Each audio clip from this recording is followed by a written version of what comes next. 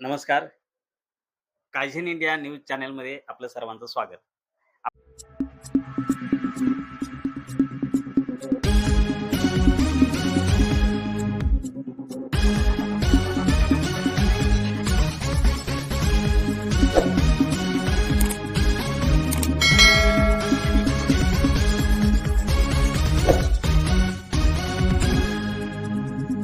मी बाबासाहेब मुजमुरे. आज 8 मार्च अर्थात जागतिक महिला दिन जगभर स्त्रियांच्या सन्मानार्थ साजरा केला जातो.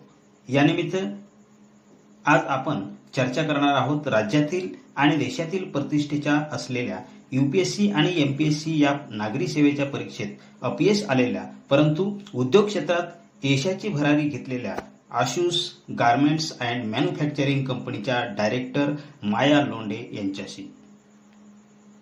आपलं कायझेन इंडिया न्यूज चॅनलमध्ये स्वागत. मला सर्वप्रथम आपली ही जी मॅन्युफॅक्चरिंग कंपनी आहे, जे युनिट आहे, हे कसं सुरू करण्याचं संकल्पना कशी सुचली आणि एकंदरीत ही जी वाटचाल आहे त्या संदर्भात काय सांगाल? सर ॲक्च्युली मी बँकिंगची तयारी केली होती आणि मला बँकिंग क्षेत्रामध्ये जायचं होतं. तर मग त्याच्यामध्ये फेल्युअर झाल्याच्या नंतर मी अ, या क्षेत्रामध्ये आले. मी एमसीडीला प्रथम क्लास केला.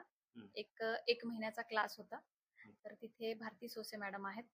तर त्यांच्याकडे मी हा क्लास केला. ईडीपी म्हणून एंटरप्रेन्योरशिप डेव्हलपमेंट प्रोग्राम.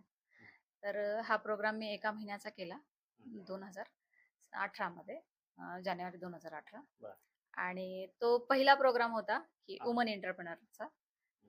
30 लेडीज होतो आम्ही त्याच्यामध्ये. आणि मग तिथून पुढे माझी ही वाटचाल सुरू झाली, बिझनेसच करायचा आहे म्हणून. मग मी मशिनरी वगैरे सर्च केल्या आणि मशीन सर्च केल्याच्या नंतर मग फायनल बिझनेस ठरलेला माझा. तो फायनल बिझनेस मी गारमेंटचा निवडला आणि बल्कमध्ये ऑर्डर पाहिजे म्हणून मग मी तो गारमेंट मॅन्युफॅक्चरिंगच करावा म्हटलं. कारण बल्कमध्ये ऑर्डर ह्या युनिफॉर्म मध्ये असतात, म्हणून मग ऑल टाइप्स युनिफॉर्म मध्ये मी उतरले. मग त्यामध्ये सगळ्या प्रकारचे युनिफॉर्म आपल्याकडे बनले जातात. म्हणजे स्कूल युनिफॉर्म आहेत, त्याच्यामध्ये स्पोर्ट्स आहेत, कॉलेजचे आहेत, कॉलेज युनिफॉर्म, स्टाफ युनिफॉर्म आहे, परत आणखीन हॉस्पिटल्स आहे आणि हाऊसकीपिंग आहे, सिक्युरिटी गार्ड आहे. प्रत्येक प्रकारचे आपण युनिफॉर्म बनवतो. आणि त्याचबरोबर आम्ही एक प्रोडक्शन केले आहे डिस्पोजेबल बेडशीट्स म्हणून. तर ते पण प्रोडक्शन आमचं भरपूर चालतं, डिस्पोजेबल बेडशीट्स. आपल्याकडे किती कर्मचारी आहेत, महिला आणि पुरुष एकंदरीत? सर आपण सध्याला आपल्याकडे युनिटला कमी लोक आहेत, पण आपण आहे ना घरी काम देतो लेडीज साठी. अप्रॉक्स आपल्याकडे एक जवळपास 52-53 लेडीज आहेत घरी काम करणाऱ्या. जसं की सोलापूरला जसं काम चालतं ना, तसंच आपल्याला इथे करायचं आहे औरंगाबाद मध्ये. तर त्याच अनुषंगाने आम्ही एक क्लस्टरचं पण स्थापना केली आहे. क्लस्टर आमचं सँक्शन झालेलं आहे. आशुस वुमन गारमेंट क्लस्टर असोसिएशन या नावाने आमचं क्लस्टर आहे. निशेंद्रा 5 स्टार MIDC मध्ये आम्ही त्याच्यासाठी एक 1.25 एकरची जागा पण घेतलेली आहे असं. आणि जसं सोलापूरमध्ये काम चालतं घरोघरी, जसं ढाका, दिल्ली, मुंबई अशा ठिकाणी घरोघरी कसं काम चालतं, त्या प्रकारे आपण इथे पण तसंच करतो आहोत. तर आपण सुरुवात तर केलेली आहे.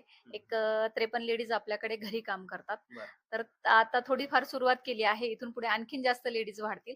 तसंच क्लस्टरच्या लेडीज आपल्याकडे आहेत. 175 लेडीजने आपल्याकडे रजिस्ट्रेशन केले आहे. क्लस्टरचा सँक्शन.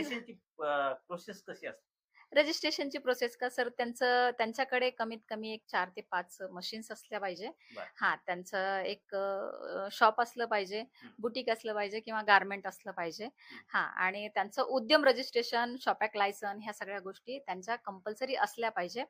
अशा लेडीजला आपण क्लस्टरमध्ये सभासद म्हणून घेत असतो. त्याची काही फीस वगैरे ठेवली का? नाही सर, त्याची फीस नाहीये. त्याची ऍक्च्युली गव्हर्नमेंटचीच फीस नाहीये. हे गव्हर्नमेंटचं आहे, गव्हर्नमेंट सँक्शन आहे, त्याच्यामुळे त्याची काही फीस नाहीये सभासद होण्यासाठी. पण शेअर होल्डर होण्यासाठी मग तुम्हाला शेअर्स आमचे घ्यावा लागतात आशुस गारमेंट क्लस्टरचे.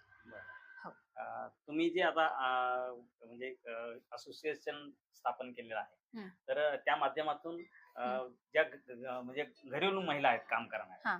याच्या व्यतिरिक्त तरुण मुलींसाठी काही आहे का संकल्पना? सर ऍक्च्युली फॅशन डिझायनर ज्या मुली आहेत तर त्या आपल्याकडे 28 फॅशन डिझायनर मुली आपल्याकडे जोडल्या गेलेल्या आहेत. बरं, आणि आपण एक नवीन प्रोडक्शन लॉन्च केलेलं आहे बेबीचं, मॉम्स अँड बेबी म्हणून. हम्म. तर त्याच्यामध्ये सगळ्या वेगवेगळ्या ज्या मुली आहेत तर त्या आपल्याला वेगवेगळ्या डिझाईन्स दाखवतात. बरं. तर आपण त्याच्यामध्ये ते इन्व्हॉल्व करत असतो. बरं, मॉम्स बरं. अँड बेबीचे जे पण ड्रेस आपण बनवतोय हम्म. त्याच्यामध्ये सध्या तर आपण कॅप आणि त्याचं बेबी ड्रेस वगैरे बनवलेला आहे आणि क्विल्ट पण बनवलेलं आहे त्याचं. या म्हणजे गार्मेंट्स बनवण्यासाठी किंवा तयार कपडे बनवण्यासाठी जे कच्चा माल असतो तो कुठून आपण? सर आता तो वेगवेगळ्या ठिकाणावरनं येतो. बरं. आपण संभाजीनगरमध्ये पण परचेस करतो, मुंबईतनं पण परचेस करतो, बरं. सुरत वरून पण परचेस करतो. बरं. आणि कसा येतो म्हणजे टी शर्टचा माल लुधियाना वगैरे ह्या साईड वरून बरं. येतो. आणि मग मार्केटिंगचं कसं चालतं तुमचं? सर ऍक्च्युली मार्केटिंगला 2 व्यक्ती आहेत आणि मी स्वतः पण मार्केटिंग करत होते. मी ह्याच वर्षीपासून मार्केटिंग बंद केली. बरं. आपल्याकडे 2 नवीन व्यक्ती मार्केटिंगसाठी आलेले आहेत. बरं.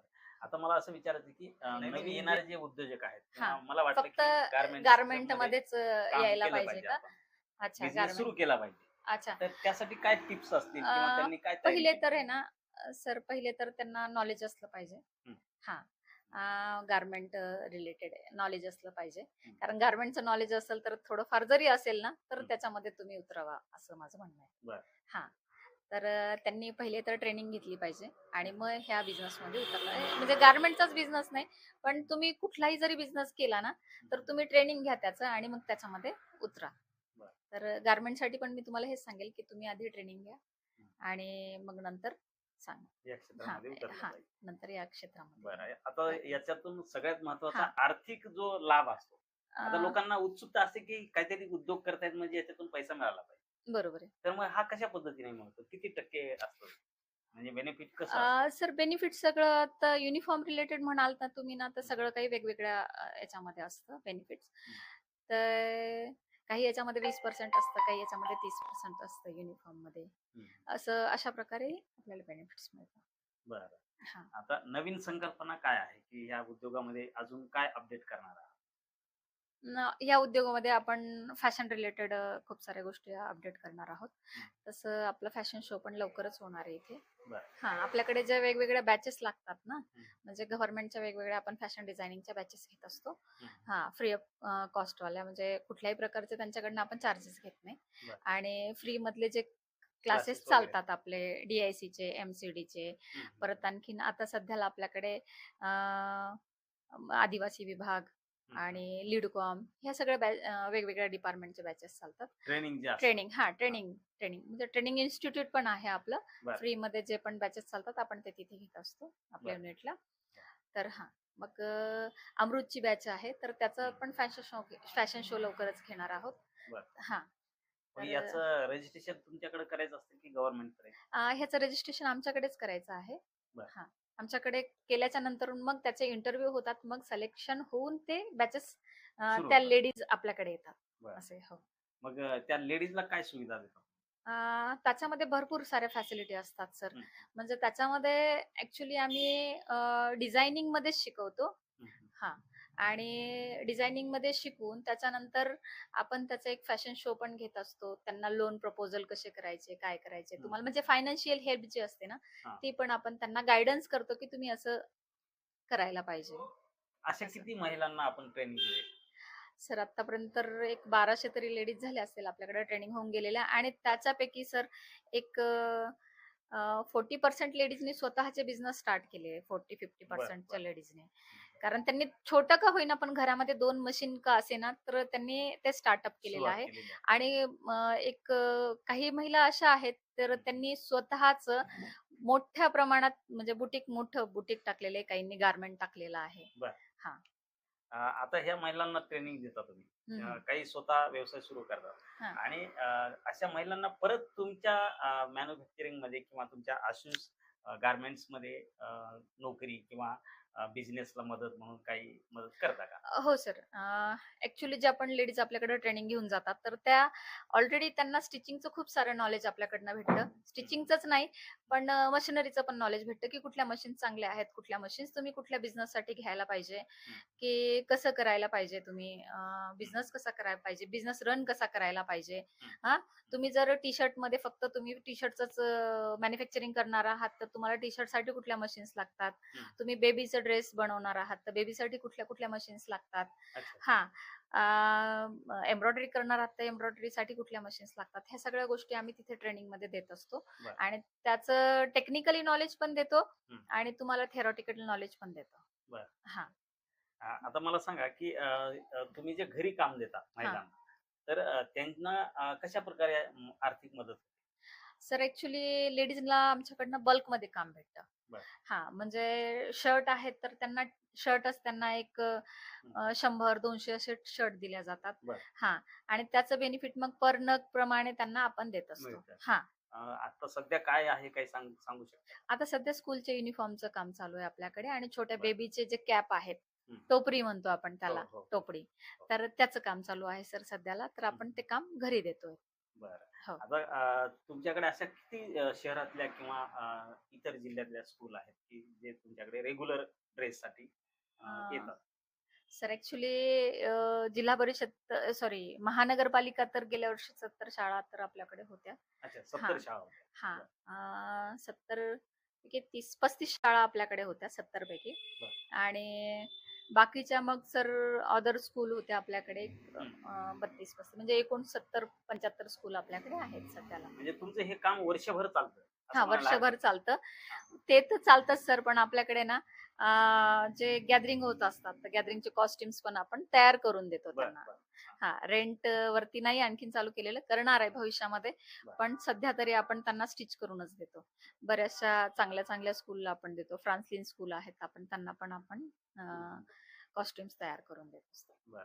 आता मला सांगा, की हा जो एवढा मोठा उद्योगाचा डोलारा तुम्ही उभा केलेला आहे. हां, हां. तर यासाठी तुम्हाला कसं असतं प्रत्येक गोष्टीला मोठं होणाऱ्या व्यक्तीला अडचणी येत असतात. बरोबर तर आहे. कशा प्रकारच्या अडचणी आल्या आणि कसे तुम्ही सॉल्व्ह केले? सर ॲक्चुअली सगळ्यात पहिले तर मला फायनान्सचाच खूप मोठा प्रॉब्लेम होता. हं. खूप मोठा म्हणजे काय फायनान्सचा इश्यू होता. मी शून्य होते पहिले तर. हं, हां. हं. तर मी एक सी फाईल केलेली होती, बरं. की सी मधून माझं लोन होईल. सॉरी सी नाही, पी टाकलेली होती माझी 25 लाखाची फाईल. बरं. पण सर ती 2019 मध्ये ती फाईलच झाली नाही माझी. बरं. मग फाईल झाली नाही तर मग मी एकदम नाराज झाले आणि स्कूलचा टायमिंग होता. मी मार्केटिंग करून ठेवलेली होती, की आता माझं लोन होईल. ऑर्डर वगैरे घेतल्या असतील. हां, मी ऑर्डर घेतल्या होत्या ॲक्चुअली आधीच. हां, हां. आणि म्हणजे 4 शाळेच्या मी आधीच ऑर्डर घेतलेल्या होत्या. आणि मग मी आता हे 4 शाळेच्या ऑर्डर पण कसं कॅन्सल करू हा खूप मोठा सगळ्यात प्रश्न होता. मग मग ते लोन झालं नाही. तर मग मी माझ्या वडिलांशी शेअर केलं, की "पप्पा माझं लोन नाही झालेलं." बरं.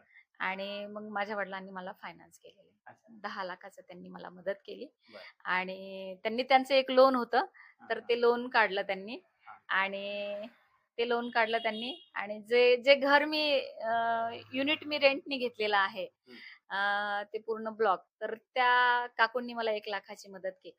अच्छा. हां. म्हणजे ज्यांच्याकडे रेंटनं तुम्ही रेंटने मी घर युनिट घेतलं. टाकतीये, हां. तर त्यांनीच मला 1 त्यांनीच मदत लाखाची मदत केली.